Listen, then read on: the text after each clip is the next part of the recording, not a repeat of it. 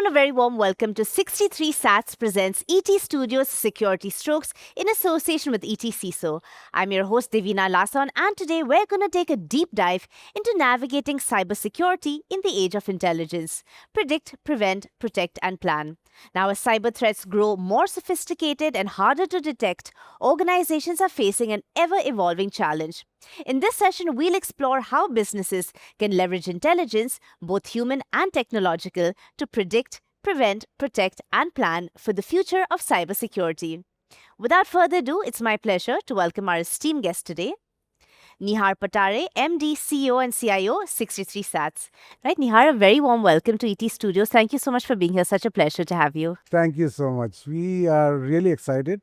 What an event this has been. Yeah. And actually, I was supposed to deliver a keynote in Chennai today morning. Right. But seeing the grandness of this event and Yes. number of customers we are meeting, Yes. I had to cancel that and I had to Wow. pick someone else. Wonderful. Thank you. Thanks for that vote of confidence. It's truly a pleasure to have you here today.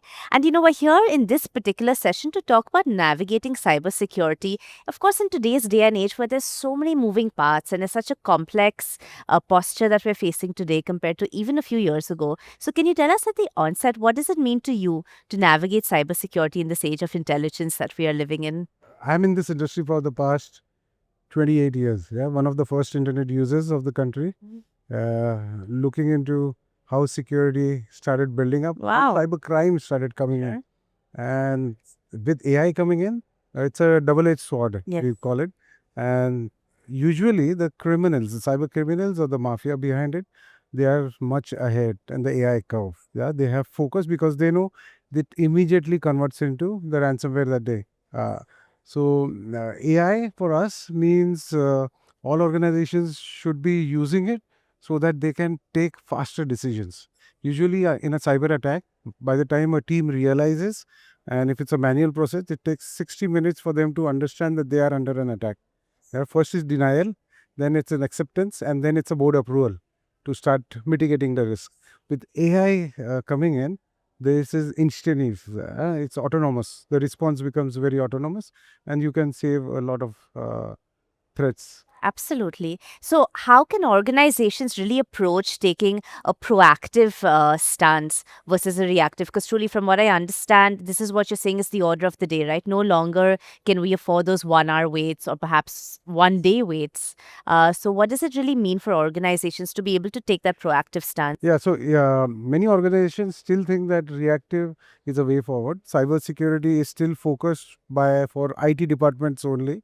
It's not an organization based. For you to really get into a proactive mode, you need to have the right partners who will take you through the journey and complement your existing cybersecurity things that they have. And we have a lot of tools. AI has now completely changed. You need the right people who understand AI and stitch it as per the customer's requirement. Absolutely.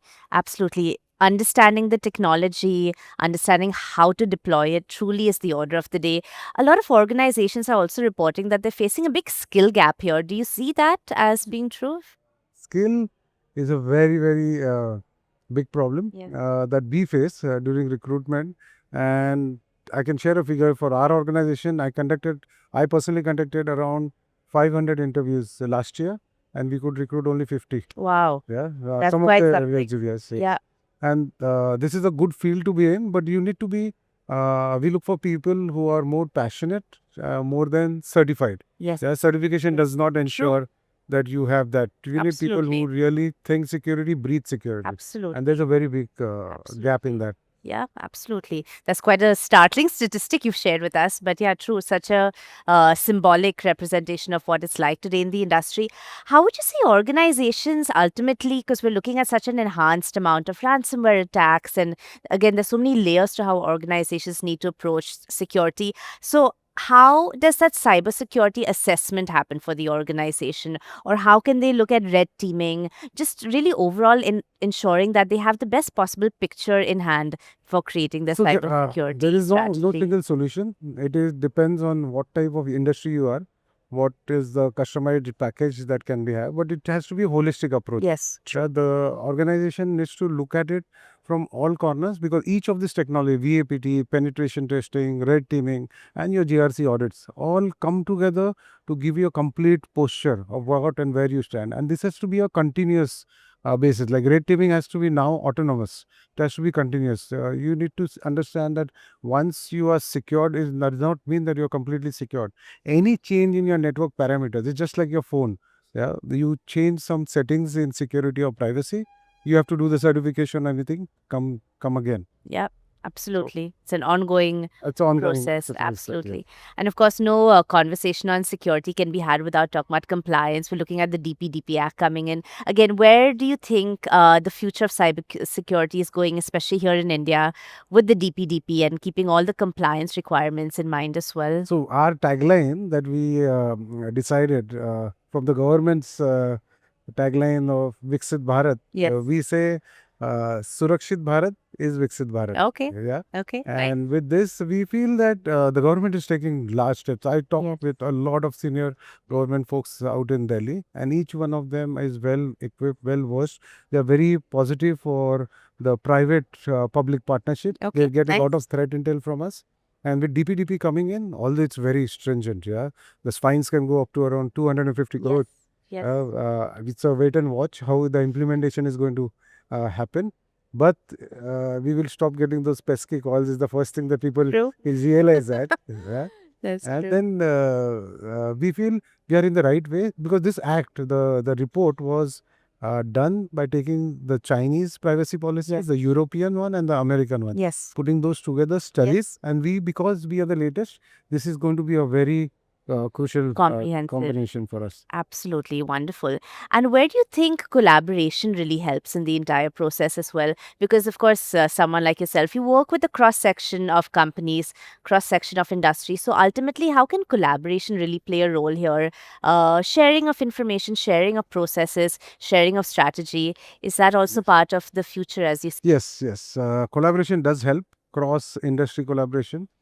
You could have same industry collaboration. What happens with collaboration is your learnings are spread and everyone takes it. It's something like AI and ML. You have machine learning. So everyone who has some input comes together, and they have common forums like the CIO association that we are part of. We have other clubs. This common clubs is a platform where you can meet other CISOs and meet other CIOs, and we all talk and understand that. At the government level, Certain does a great job with this. You send all your findings there, and they're right on the job. It's very important to collaborate. Not all industries are a little hesitant because of the hierarchy of information sharing, mostly because of financial data which they are attached to. But there are some open forums that this could be shared on. Okay. So again, in your experience, what are some of the biggest misconceptions, as you've just mentioned one of them, some of the reservations that companies are facing today, but especially misconceptions when it comes to creating and building overall robust cybersecurity posture? The biggest one is once I'm certified, I'm secured. Okay. Yeah. So if you see a certification happens or an audit happens once a year, once the audit happens, you get a certificate, you are not truly secured. Yeah. I can tell you any network change in 1 year, the patches change. Yeah. Update changes and everything changes. So you have to be on the prowl. So that's the biggest myth. People say, I am certified, so I have done that. So it's a continuous process. You cannot stop at that. And that's where we help other companies be there.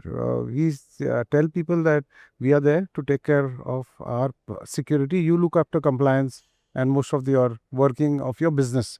We take care of the security on a continuous Absolutely. basis. It's a team effort, Yes, ultimately. yes. Wonderful. Thank you so much. Before we wrap up, is there one key takeaway that you can leave our viewers with today when it really comes to understanding how to navigate cybersecurity in this age So of this has to intelligence? be a business driven approach. Yes. Yeah, you cannot say that cybersecurity is a IT job. It is now all departments, cross departments, because phishing attack are successful. If I want to target someone, I would not target the MD because he's already secure. I would target the personal assistant of the MD, where the weakness is there, and then he has the direct access. So with this coming in, we feel that the holistic approach, all businesses have to, the CISOs that are there have to look at the business case and then customize cybersecurity to that. And everyone has to be a partner. Awareness, user training plays a very, very critical important. Users are the most critical because they are the weakest link. And that's, I give an example everywhere, is like you board a flight, although you know it, but every time the flight safety drill happens, they tell you to do the seat belt, yeah, because that's the last information that you get, and you have to keep doing such drills, because in case of a panic attack, cyber drill attack, you come out knowing what you learned last. Yes, absolutely.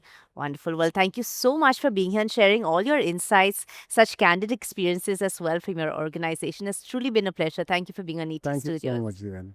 All right. Right.